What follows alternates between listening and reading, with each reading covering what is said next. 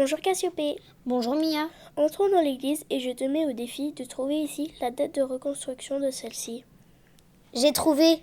Il y a ce chronogramme sur le bénitier et je lis Peccata mea diluit, ce qui veut dire elle lave mes péchés. Si tu additionnes les lettres en majuscules qui sont en même temps des chiffres romains, tu obtiens 1757. Bravo, tu as trouvé. Regarde cette plaque commémorative honorant 2 soldats morts pour la patrie durant la guerre 1914-1918. Constant Deville et Joseph Trifot. Et si tu te souviens, on retrouve le nom de ces deux villageois sur le mur gauche de l'escalier qui mène à l'église. Entrons dans la nef, tu vas voir que cette église est très simple au mobilier. Tu as raison, on ne voit pas de maître-autel dans le chœur. Et il n'y a pas non plus d'autels latéraux. Cependant, de nombreux tableaux décorent les murs de la nef et ils représentent toujours le même personnage. C'est normal, ce sont des peintures qui décrivent le chemin de croix, c'est-à-dire les derniers instants de la vie du Christ jusqu'à sa mise au tombeau. Regarde ces 2 confessionnaux en chêne. Ils datent de 1760. Ces particuliers, ils sont en partie intégrés dans le mur de la nef.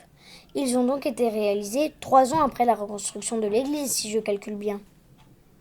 Plus exactement, 2 ans. En réalité, la reconstruction fut achevée en 1758. Tu trouveras cette date dans la nef.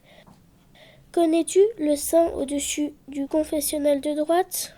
Non. C'est Saint Éloi. Viens voir l'autre confessionnal à gauche. Waouh, quelle belle pierre tombale. Dommage qu'elle soit en partie recouverte par le meuble. On ne peut pas tout lire, mais elle est quand même bien conservée. Oui, je lis.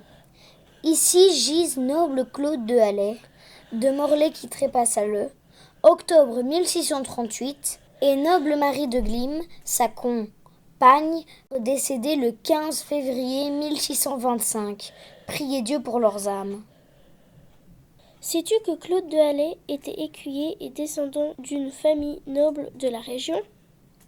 Non, mais on le devine au blason des 2 familles, et ceci signifie qu'il s'agit bien d'un écuyer.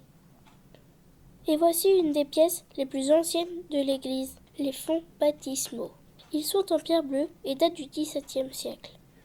Et encore une belle pierre tombale, moins richement décorée, mais très ancienne aussi. Ah oui, je ne l'avais jamais remarqué. Cette église est simple en mobilier, mais riche de ces belles pierres.